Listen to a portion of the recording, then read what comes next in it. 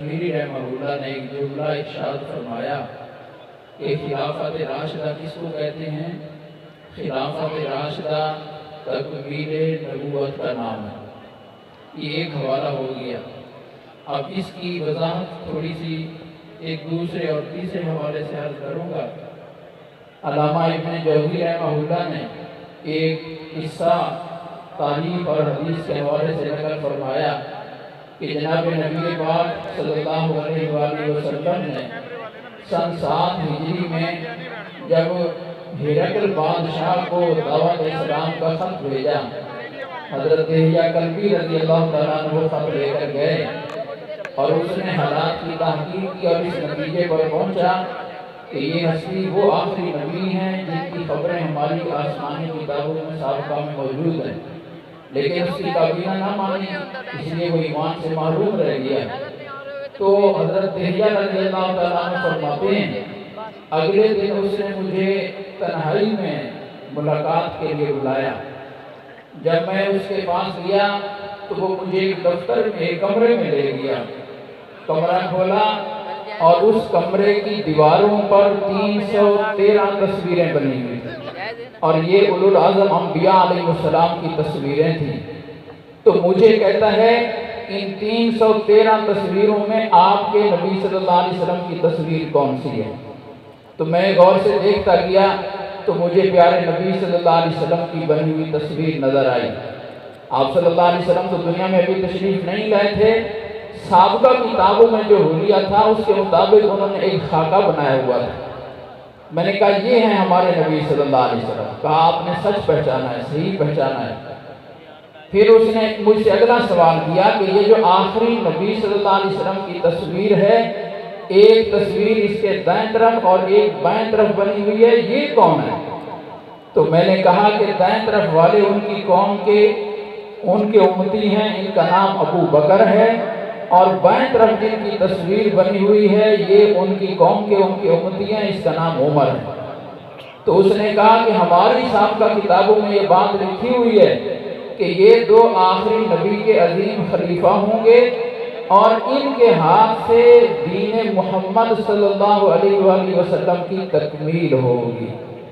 وہ لفظ جو حضرت کشمیری نے بولا وہ وہاں ان کی سابقہ کتابوں میں موجود ہے۔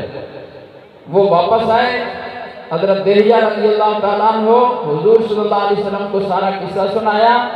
آپ صلی اللہ علیہ وسلم نے فرمایا کہ اس نے سچ کہا ہے، یہ دو میرے وزیر ہیں اور ان کے ذریعے سے میرے دین کی تکمیل ہوگی۔ اب تکمیل کیسے ہوئی؟ اب تیسری بات عرض کر کے بات مکمل کروں گا۔ جس دن پیارے نبی صلی اللہ علیہ وسلم کی وفات مبارک ہوئی، حضرت عمر رضی اللہ تعالیٰ عنہ تلوار لے کر کھڑے ہو گئے کہ جو یہ کہے گا کہ محمد صلی اللہ علیہ وسلم دنیا سے چلے گئے اس کا سر قلم کروں گا، اور فرماتے تھے کہ میرا یہ فیصلہ صرف جذباتی نہیں تھا، دلائل پر مبنی تھا، کیونکہ اللہ پاک نے بہت سارے وعدے کیے ہوئے تھے نبی پاک صلی اللہ علیہ وسلم سے اور وہ وعدے ابھی تکمیل نہیں ہوئے، تو ان کی تکمیل سے پہلے کیسے جا سکتے ہیں اللہ کے پاس؟ ان میں جو سب سے بڑا وعدہ قرآن پاک میں آیا ہے، هو الذي ارسل رسوله بالهدى ودين الحق ليظهره على الدين كله، کہ اے محمد صلی اللہ علیہ وسلم ہم آپ کے دین کو ساری دنیا پر غلبہ دیں گے۔ اب حضور صلی اللہ علیہ وسلم جب دنیا سے تشریف لے کے جا رہے ہیں، ابھی تو دین صرف جزیرہ عرب کے اندر محدود ہے، دنیا کی بڑی بڑی سپر طاقتیں کیسر اور کسرا موجود ہیں، تو ان پر دین تو غالب آیا نہیں ہے، تو اللہ کا وعدہ تو پورا نہیں ہوا، کیسے حضور صلی اللہ علیہ وسلم تشریف لے جا سکتے ہیں؟ مسلمانوں یہ بات مقام صحابہ کو اور خدمات صحابہ کو سمجھنے کے لیے ضروری ہے۔ پھر جب حضور صلی اللہ علیہ وسلم تشریف لے جاتے ہیں اللہ کے پاس، کتنے یکدم کھڑے ہو گئے اور کتنے محاذ کھل گئے، اور سلام ہے صدیق اکبر رضی اللہ تعالیٰ عنہ کی استقامت کو، ایک ہی وقت میں 11 لشکر انہوں نے بیک وقت روانہ فرمائے جہاد کے لیے، 11 لشکر، جس میں مسیلمہ کذاب کے خلاف اور حضرت اسامہ رضی اللہ عنہ کا لشکر، 11 لشکر روانہ فرمائے۔ آخری لشکر ان لوگوں کے خلاف تھا جو مسلمان ہیں، اسلام سے پھرے نہیں ہیں، لیکن صرف ایک ان کا مطالبہ تھا کہ ہم زکوٰۃ کو فرض مانتے ہیں، دیں گے بھی صحیح، لیکن اپنی ثوابدی سے جہاں چاہیں گے دیں گے، بیت المال کو جمع نہیں کروائیں گے۔ اجتماعی جو زکوٰۃ کا نظام حضور صلی اللہ علیہ وسلم قائم کر کے گئے ہیں، اس سے وہ انکاری ہو رہے تھے، ان کے خلاف بھی لشکر روانہ فرمایا۔ یہاں حضرت عمر کو اشکال پیش آیا کہ حضرت یہ کافر ہیں؟ ہاں کافر نہیں ہیں، پھر ہم کیسے ان کے خلاف جہاد کر رہے ہیں؟ فرمایا اگر تمہیں شرح صدر نہیں ہے تو ابو بکر اکیلا جائے گا۔ ہتھیار اٹھائے چل پڑے۔ صحابہ کو سمجھ آ گئی کہ ابو بکر کو اللہ پاک نے شرح صدر دیا، تو صدیق اکبر رضی اللہ تعالیٰ نے مسئلہ سمجھانے کے لیے وہاں ایک جملہ ارشاد فرمایا، اَيُنْقَصُ الدِّينُ وَأَنَا حَيٌّ، دین محمد صلی اللہ علیہ وسلم کو کوئی ناقص کر رہا ہو، کم کر رہا ہو، ابو بکر زندہ ہو، یہ نہیں ہو سکتا۔ ابو بکر کی زندگی میں ایسا نہیں ہوگا۔ ادھر فتنے کھڑے ہو گئے، کتنے قبائل مرتد ہو گئے، نئی ایک فرضی نبوت کھڑیاں کر دی گئی، 2-3، تو ایسے لگتا تھا کہ جزیرہ عرب سے بھی دین ختم ہو جائے گا، حالانکہ وعدہ تو پوری دنیا پر دین کو پھیلانے کا ہے، وہ تو جزیرہ عرب کے اندر بھی ڈگمگا رہا ہے دین۔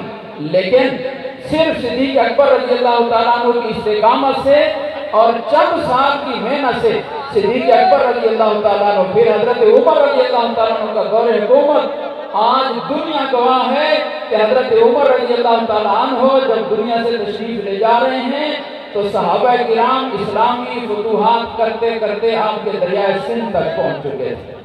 یہاں تک فتوحات ہو چکی تھی، کیسر کی حکومت اور کسرا کی حکومت دنیا کے نقشے سے مٹ چکی تھی، اور روئے زمین پر کوئی ایسا دین اور کوئی ایسا مذہب نہیں تھا جو طاقت کے ذریعے اسلام کے مقابلے میں کھڑا ہو سکے، اور وہ اللہ کا وعدہ پورا ہو گیا کہ اے نبی ہم آپ کے دین کو پورا کریں گے۔ تو وعدہ تو حضور صلی اللہ علیہ وسلم کے ساتھ ہے، پورا صحابہ کے ذریعے سے ہو رہا ہے۔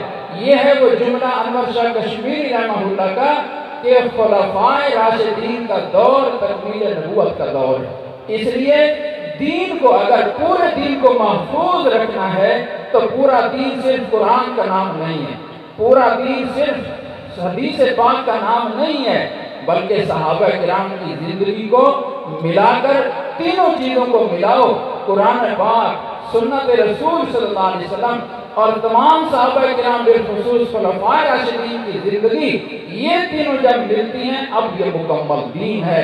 اگر ہم صحابہ کرام کو نکال دیتے ہیں تو دین کا 1/3 حصہ پھر امت سے نکل جاتا ہے، امت دین سے محروم ہو جاتی ہے۔ جو لوگ دفاع صحابہ کی محنت فرما رہے ہیں وہ حقیقت میں دفاع دین کی محنت ہے۔ اللہ پاک ہمیں عمل کی اور سمجھ کی توفیق عطا فرمائے۔ وما علینا۔